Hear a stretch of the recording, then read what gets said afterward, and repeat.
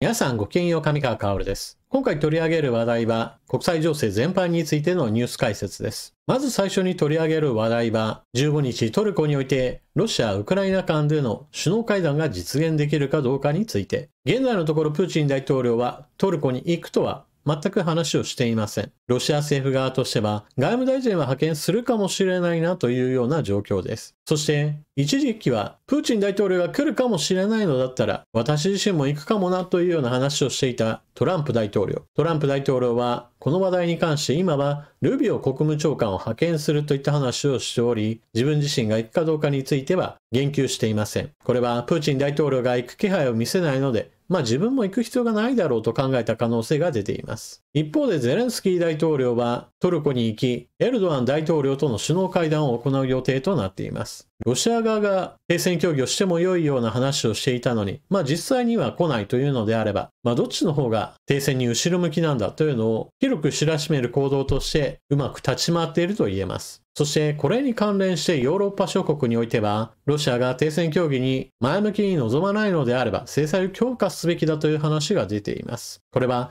各国における独自制裁の強化といった話なのですが、一方において EU という全体としての制裁といったものも強化することが決定されました。そのあたりのニュース記事から見ておきましょう。キーウポストの記事より、EU、ロシアに対する17回目の制裁措置に合意。ロシアに対する新たな一連の制裁を承認し、ロシアの影の石油船団を取り締まった。ヨーロッパは、ウクライナ停戦に同意しない場合は、さらなる懲罰を加えると警告している。ロシアによる2022年のウクライナ全面侵攻以来、EU による17回目の制裁となる今回の措置は、ヨーロッパ首脳がアメリカ主導の和平努力に関して、プーチン大統領に最後通知を発令する前から準備が進められていた。EU 議長国ポーランドによれば、EU 加盟27カ国を代表する外交官らは、ブリュッセルでの会合でこの制裁案を承認した。この法案には、ロシアの石油輸出制限を回避するために利用される約200隻の石油タンカーをブラックリストに載せることも含まれる。ロシア軍への物資供給を支援したと非難されているベトナム、セルビア、トルコなどの企業も制限を受ける予定だ。すでにビザ発給禁止や資産凍結に直面している約2400人及び団体に数十人のロシア当局者が追加される予定だ。この法案にはヨーロッパにおけるサイバー攻撃、人権侵害、破壊行為を理由にロシア人個人に対する制裁も盛り込まれている。これらの措置に加え EU 首脳らはアメリカが賛同する30日間の停戦提案にロシアが同意しない場合は大規模な制裁を科すと警告している。ドイツのメルツ首相は今週ウクライナ和平に向けて実質的な進展がなければヨーロッパの追加制裁に直面するとロシアに警告した。そしてここ最近のゼレンスキー大統領の国内での支持率はやや持ち直し安定しています。キーウ国際社会学研究所の発表した世論調査、2019年から2025年にかけてゼレンスキー大統領への信頼の動向。2025年5月上旬時点でウクライナ国民の 74% がゼレンスキー大統領を信頼し、22% が信頼していない。信頼と不信のバランスは 52% の差が出ている。2025年3月に実施した前回の調査と比較すると、大統領への信頼は高まっており、信頼すると回答した人の割合は69% から 74% に増加し、信頼しないと回答した人の割合は 28% から 22% に減少しました。その結果、信頼と不信のバランスは改善しています。特にここ最近は、アメリカのトランプ大統領が積極的にゼレンスキー大統領を批判していたこともあり、ウクライナ国民としては、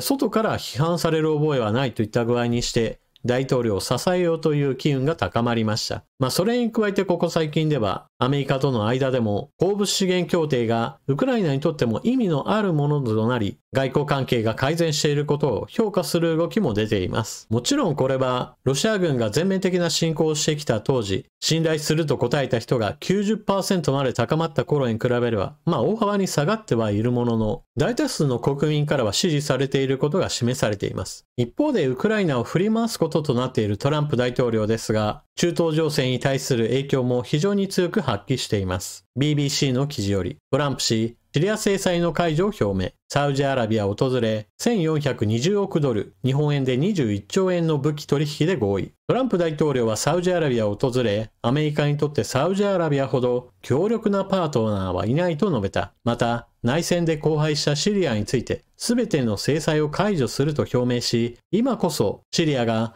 偉大になるチャンスへ向けて前進する時だとした。アメリカとサウジアラビアは約21兆円相当の兵器取引とその他の投資について発表した。サウジアラビアのサルマン皇太子は投資は最終的に1兆ドル、約147兆円規模になり得るとした。トランプ氏は1期目も最初の訪問国としてサウジアラビアを2017年に訪れた。今回の外遊ではカタールとアラブ首長国連邦 UAE も訪問する。対シリア制裁の解除表明について、アメリカのシリアに対する制裁は10年以上続いている。昨年12月に国外に逃れたアサド前大統領の独裁政権に圧力と経済的な痛手を加えるのを目的としてきた。チリはその後、暫定の大統領を選出し、アメリカは外交活動を再開させた。この日の突然の制裁解除の発表は、シリアにとって大きな変化を意味する。暫定政府のシバニ外相は、復興の新たなスタートだとした。ここ最近のゼレンスキー大統領の外交上の立ち回りはうまくいっています。アメリカのトランプ大統領との間における関係修復は進みました。従来はウクライナに対する軍事支援なんかはもうやめてやるといったようなことを言っていましたし、ゼレンスキー大統領に対して言及するとその度に何か批判するといったものがトランプ大統領の発言として続いていました。現在のところ批判の矛先がゼレンスキー大統領からプーチン大統領へと向くことも多くなりました。そしてウクライナに対する軍事支援も防衛装備品やもしくはお金を払うものについては承認するようになりました。バイデン政権の時に比べるとはるかに質量ともに低下してしまっていますが、少なくとも敵対していないというのは最悪期からの脱出だと言えます。そして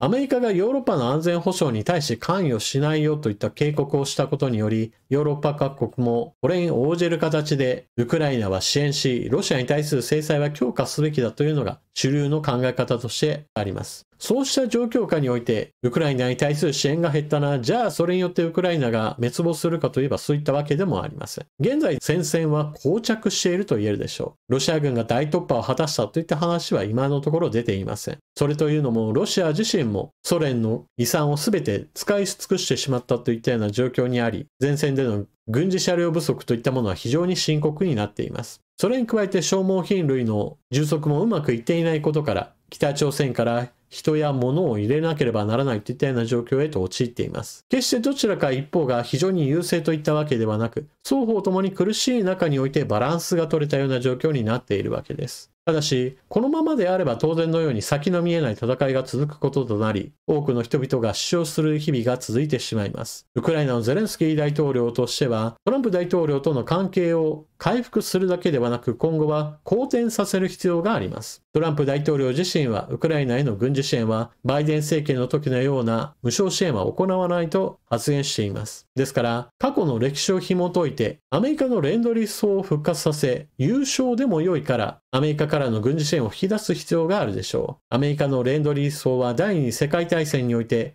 ソ連やイギリスに対して猛烈な軍事支援を行うのに使われました。その返済は50年、60年単位といった非常に長い年月が費やされました。しかし、ソ連もイギリスも当時のドイツとの戦いにおいては、たとえ莫大な借金をしてでもその価値はあったでしょう。このことは現在のウクライナについても同様に言えます。今まさに戦闘が長期化している中において、未来において延々と返済をしなければならないという負の遺産を抱えますが、しかし今まさにその状況を打開することが求められています。一方、トランプ大統領なのですが、今回のサウジアラビア訪問で莫大な金額の武器契約を行いました。これはサウジアラビアを中心として軍事的な関係を変化させる可能性が出ています。それは通常兵器の中において一つ重要な要素が含まれている可能性があります。それが F-35 ステルス戦闘機をサウジアラビアに大規模に売るかもしれないという話です。今回の21兆円もの武器契約に関してはその中身について現在のところ判明はしていません。しかかし、事前に言われていた話では、F15 の最新版を200機程度購入する話がまとまるのではないかといった話も出ていました。しかし、それでもせいぜい2兆円とか3兆円レベルで21兆円には程遠いものです。ですから、F15 の最新版じゃなくって F35 をまとまった数買うのではないか。それをトランプ大統領が承認するのではないかといった話が出ています。非ステルス戦闘機の戦いにおいては、相手をどれだけ遠くで発見、捕捉し、ミサイルで撃ち落とすかが非常に重要となります。そのことは、つい最近行われたインド・パキスタンとの間における空戦でも発生しています。パキスタン軍に所属する中国製の戦闘機が中国製の長射程のミサイルを用いてインド軍に所属するフランス製の戦闘機ラファールを撃墜したのです。これなどはどちらも非ステルス戦闘機ですから、先にどちらが捕捉し、そして相手の反撃が届かない距離からの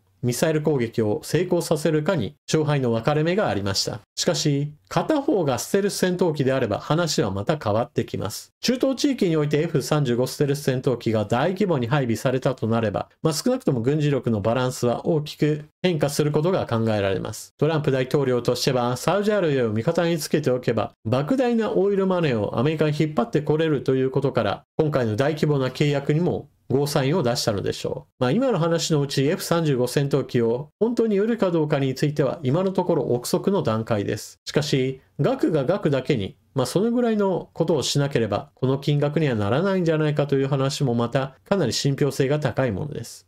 さて一方でここ最近全く言及してこなかったシリア情勢について、今回トランプ大統領はシリアに対する制裁を解除することを表明しました。これは暫定政権に対するアメリカの承認にもつながるような話で、かなりこの地域における変化をもたらす可能性があります。こうした制裁解除の働きかけは、トルコのエルドアン大統領やもしくはサウジアラビアからも何らか働きかけがあったと言われています。というのも、シリアの暫定政権はイスラム武装勢力 ISIS のような危険な存在ではありません。日本国内においては、前アサド政権を支持する大学関係者らがいることによってちょっと情報が歪んでいます。前アサド政権においては、秘密警察を用いて国民を常に監視し、罪のない人も含めて刑務所に収監して拷問殺害するといったことなどが非常に多く行われました。しかし、それによって保たれていた治安といったものを一部の人たちはこれを称賛していたのです。私にとっては全く気持ち悪くて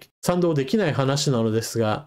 人間は非常に多様な面があり、そうした必要悪だとして人間の残虐性を寛容する人たちもいるわけです。そうしたアサド政権を支持する歪んだ人たちは、現在の暫定政権に対して批判的な声を上げています。現在の暫定大統領シャラー氏についても、過去にアルカイダ系組織に参画していたこともあり、現在もあたかも ISIS、かのような残虐性があるかのように批判を行っています。ただしこれは現実においては否定されています。イスラム原理主義者の中には特に残虐性を帯びた集団がいるわけですが、少なくともそのような残虐性を見せる話は暫定政権下では起こっていません。以前 ISIS が勢力を広げた時においては、自分たちの気に入らない人たちを片っ端から捕まえて銃殺する動画を公開し、処刑した人たちを晒し者にしていたりもするのですが、現在のシリアにおいてそのようなことは起こっていません。また、イスラム原理主義者という意味においてもちょっとそれは違うでしょう。例えばアフガニスタンのタリバン政権においては、女性に対する教育や就職についてかなり制限をかけています。アフガニスタンでは女性が活躍できないような状態となっています。一方においてシリアの暫定政権においては、女性もどんどんと参画して政治に関わっています。また、イスラム教以外に対する弾圧なども行われてはいませんし、イスラム教の宗派内における対立においても、特に特定宗派に対して何か弾圧するといった動きも起こってはいません。ちなみにイランの影響による情報工作戦といったものはかなり活発に行われています。なぜならば、アサド政権時代においては、イランにとっては都合の良い存在でした。シリアを通じて、イスラム武装勢力ヒズボラに対して人や物資の供給といったものができて、アサド政権が続くことはイランの国益にもかなったのです。ところがそうした面において、現在の暫定政権はヒズボラ支援に加わってはいません。そのためにイランにとっては現在の暫定政権は都合の悪い存在となっています。この点においては、